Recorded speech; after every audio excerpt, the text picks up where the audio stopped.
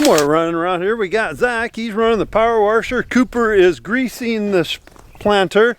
They're trying to get it all cleaned up so they can get it put away. I gotta do a refrigerator job. You probably think I'm going to the fridge for some garbage food. I'm really not. Austin, that you see on Cole's videos, Austin is one of our neighbors. He's graduating and they're gonna use our fridge to put some meat and stuff in it. High school's a big thing, graduating's a big thing. The fridge isn't really too dirty, but I just thought it's still a good excuse to clean it out better. I got a few things in there we could throw out, like that. Look at this thing looking spotless. Better not do too good a job. Mama Cornstar will say, when are you gonna do our refrigerator? In the house. Looks like Zach is still cleaning up the sprayer. Or not the sprayer, the planter. It's always nice when you can get the planter all power washed up, nice clean, so when you put it away, you don't have stuff like corroding on it. The ones that you really gotta watch are the ones that are putting a lot of fertilizer down with their planters, or some starter will actually be corrosive. Looks like Zach's having fun. It's always nice on a beautiful day like today, we can let the sun get this machine dried up as quick as we can. Cooper greased it already, I guess. A little bit hard to see the beans that are coming up, but they are coming. My mother asked me this morning, with all the rains we've been getting lately, are some of the crops flooding? Where we are, no, nothing's been flooding. The rains have been coming about perfect. We get some rain and then it quits for a day or two, lets it soak in, and then we get some more. We're in the area now that she is starting to get a little bit spongy. It would really be nice to see maybe 10 days of some really nice weather. What we don't want to happen, if it stays wet and stays wet, our roots won't go down. And then if it turns off dry later, our roots will be short, and we don't want that. We'd rather have it start to dry a little bit so our roots will follow down, trying to keep that moisture. Just need some good old sun now, and it sounds like that's coming, and some, not overheat, but 76 to 84 degrees would be really, really nice with some good sun. I don't know if you can see all the little holes. Them are worm holes. Somebody was asking me the other night, are worms good for the ground? Yes, they are very, very good. They break up the ground when they're moving around, they dig them holes down, and then the nice thing is, like now when you get some nice rain, the rain will actually go down them little holes to get down deeper too. And when they're down there eating them little worms, and then they take their little, put their little manure in the ground, that is good also. And you know, it's kind of funny, when you're little, your dad would be walking around holding your hand, take you out in the field, and he would say, hey, like, I'll show you how wet it is. And then he takes his finger and pushes down. You know, you can just see that's really, really wet right now. These are things you learn when you're little. You grow up, and good time when you're small. Ask your dad questions. And then as parents and grandparents now, we got to take the time when our little ones are asking, or the little grandkids, Grandpa, why? You know, you're going to get a lot of whys. You take the time to answer them little boogers, because that's how their mind is. I know, like at night times, little Eddie, whenever I come in the house to eat, he wants to sit on my lap, grab food off my plate. But it's an honor to me that the little guy likes being with Grandpa, and makes you feel pretty darn good. Something I always do, and probably got a little better at it over the years, you know. But you're walking along out there on your farm, and you see a little piece of trash, you know, like that. May not seem like that much, but why not pick it up, throw it in the garbage, get rid of it. Do a checkup here on Zach. Looks like he's doing a really good job getting this 340 all washed up. I'm gonna bring the lawnmower over to Cole's, and I'll start moving them tanks out of that building, and then I guess you guys are here. Somebody's gonna be picking up lunch. This tractor looks like brand new yet. Even smells brand new inside. But she's getting antifreeze in the motor, and sounds like they've had some issues with this tractor. Sounds like they've kind of been standing behind some of this, so we're gonna find out. Every little bit helps. That tractor really hasn't done much hard work at all. So, but you guys know, any brand, anything that goes around and around, starts up, things can happen. I don't know about you guys, but for me, it seems like every vehicle I get into to go do something, it's like on empty, fuel lights on. Seems like, I don't know, Does anybody else pay attention to the fuel gauge around here? Fuel light is on. My gauge is almost on empty. So now we're gonna have to run and get some gas. We gotta take these Champion containers, but we got a whole bunch of containers.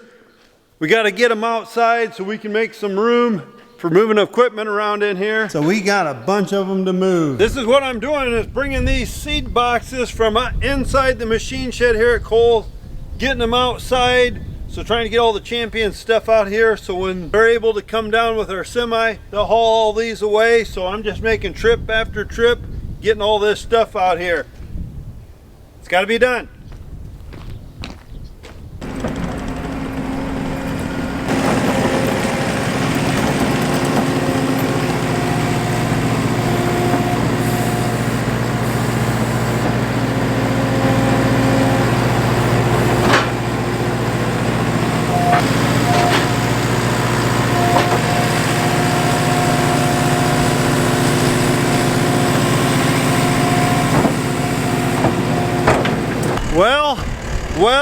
Well, you're probably wondering why, hey Daddy Cornstar, why don't you leave them 2 stacked out here? You could get more out here. The reason I'm not doing that, I've seen it happen too many times. Driving down the road, wind came through and you'll see them leaning against the guy's machine shed, or they've fallen over, and we have a deposit on these. I think they're like 500 bucks a piece, so I really don't want to break them up. And that's my main reason, is the wind. If that wind catches them, it's just like a dynamo effect. And this way it keeps them nice and low. It's happened twice to us, so just trying to be a little careful. And like I said, you pay deposit on them things and like to get them back. And I know the seed guys would like to get them back too. Just got a few more there to get out, and then we'll start moving machinery out. Trying to make room to get the planters back against the wall, so everything will be tucked out of the way. Some of this stuff will be able to stay in here, but a lot of that equipment on that side, we're gonna take it out. Our one semi-trailer's in there too in the back corner. We're gonna have to take everything out, and then we wanna put our planters back in that corner there like we had them last year, if you remember that.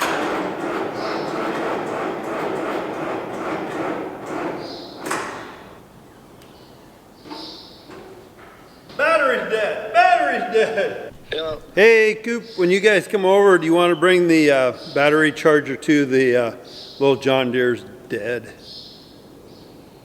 Oh really? Well, we took them wires off the other day, so you know, maybe that battery wasn't charging when the alternator locked up. A little John Deere tractor the other day, Zach was bringing it over here to Kohl's place. It was a real windy day, but the alternator puked on it.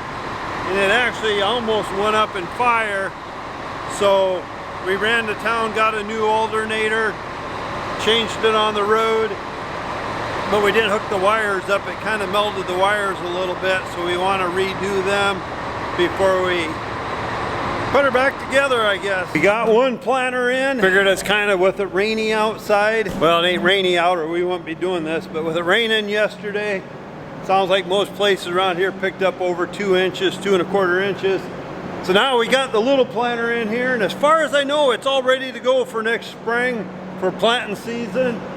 Just nice when you can kind of go through them, put them away, ready to go. So this is a 16 row, it's all folded up. We got Cooper coming in with the 24 row.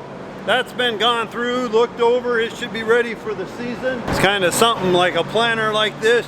You run it for, might be outside or out working for a couple weeks, and then it gets put away for a year. I guess Zach is on the phone with Cooper so they can hear each other. That works really well. I think so. Looks like they're gonna put this trailer beside the corn head back there, trying to squeeze everything as tight as we can. They're gonna run some of that stuff in. It's loud in here. We're getting everything packed in here like sardines.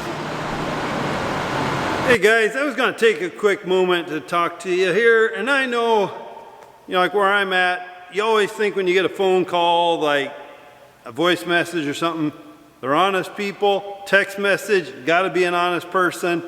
I've been getting a bunch of text messages lately like, hey, this is a UPS. You need to respond to us through a text message that this is you and everything. Give us your address, little things like that. We have a package here at UPS. We've been trying to get a hold of you. You got to be very careful. I don't fall for that stuff, and it kind of ticks me off when I get them. Today I got 4 of them. And all our UPS men around here, they know us. And so don't fall for it. I've had things through the bank before, a bogus thing like, hey, you need to call the bank. You got an overdraft. Oh, sure, buddy.